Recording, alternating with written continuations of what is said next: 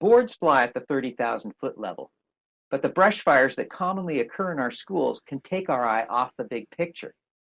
A good process for setting annual board goals can help us stay on course. Hi, I'm Jack Peterson with Managing for Mission. Managing for Mission specializes in administrative and governance consulting for faith-based schools. The process I'm about to describe is well suited for boards, but it can also be used by administrative teams or as part of the strategic planning process. It incorporates an acronym that many of us are familiar with, producing SMART goals. An internet search will come up with a variety of words that match the initials in SMART. I've chosen ones that best correspond with the needs of faith-based schools. S is for significant.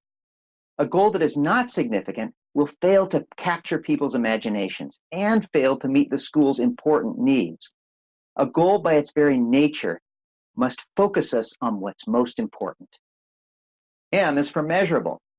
Goals are meant to guide us, but they can't if we don't see exactly where they're leading or how close we are to getting there. We need metrics to mark our path. For some goals, especially those which are more subjective, though nonetheless meaningful, it can be hard to identify quantifiable metrics. But we still need to know what it will look like when we achieve our goals and what it looks like if we don't. A is for attainable. Before we set off on a journey, we better be confident we can finish it. What needs to happen or needs to not happen in order for us to achieve our goals? Does it require a good economy, strength in our feeder schools, or decisions to be made in the political realm? R is for responsible, as in who is. Many people will likely contribute to the attainment of the goal, but who will be responsible? Who will make sure that people are recruited and that meetings take place? Unless this person or group can be identified, the goal is not yet a goal, but a wish. T is for timed. Running a mile isn't much of a goal if I have 2 weeks to accomplish it. But running a mile in 8 minutes, now that's a goal. At least it would be for me. Setting a completion time also allows us to schedule all the steps in the busy board and school schedule so they actually get done and the goal is accomplished.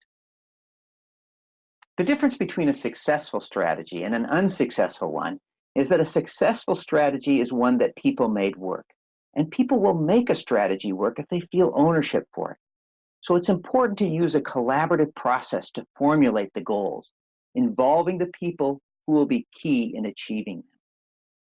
In the case of setting annual board goals, the first step is to identify the issues which board members feel are most important for the coming year. A way to do this is to begin by listing on a flip chart all the issues that members feel are important.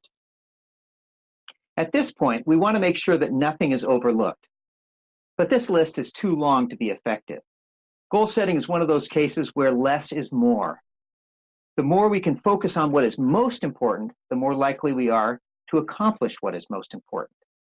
So we need to decide as a group which 3 or 4 of these will rise to the top. We do this by giving board members a fixed number of dots, 3/4-inch peel-off dots that you can get at office supply stores. I like to give them a number equal to the number of goals we'd like to end up with, plus 1. Since most boards can successfully deal with at most 4 goals over the course of the year, I generally give them 5 dots.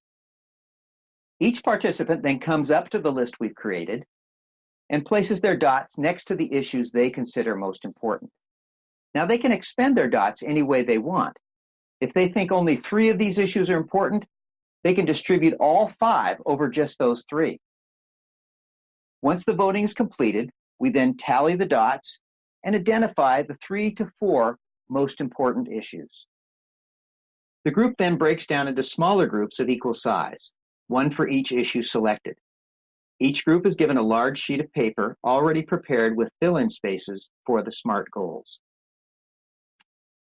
Each small group decides what the goal needs to be to address the issue they've been assigned. Then they give it a 3 to 5 word name, and next fill in a 2 to 3 sentence description of what will be accomplished by the board through this goal. Then the small group answers the other SMART goal questions on this worksheet. Why is this significant? How do we measure whether we've accomplished the goal? What needs to happen or not happen for the goal to be attainable? Who is responsible? And what's the time frame in which we must begin and complete the activities necessary to accomplish this goal? Then each small group presents its SMART goal to the board as a whole. This is an opportunity to make sure all board members understand what they are committing to and that the SMART characteristics have been addressed adequately. The board chair or the small groups themselves will often finalize the editing and formatting. The goals are then confirmed at the next board meeting, and the board reviews progress on them at each ensuing meeting. If you'd like to get more information about planning for faith-based schools or receive a free template for formulating SMART goals, visit our website or contact me by email at the address that will appear at the end of this tutorial. And thank you for the extra care you show in making sure your school's work is effective and focused. God bless.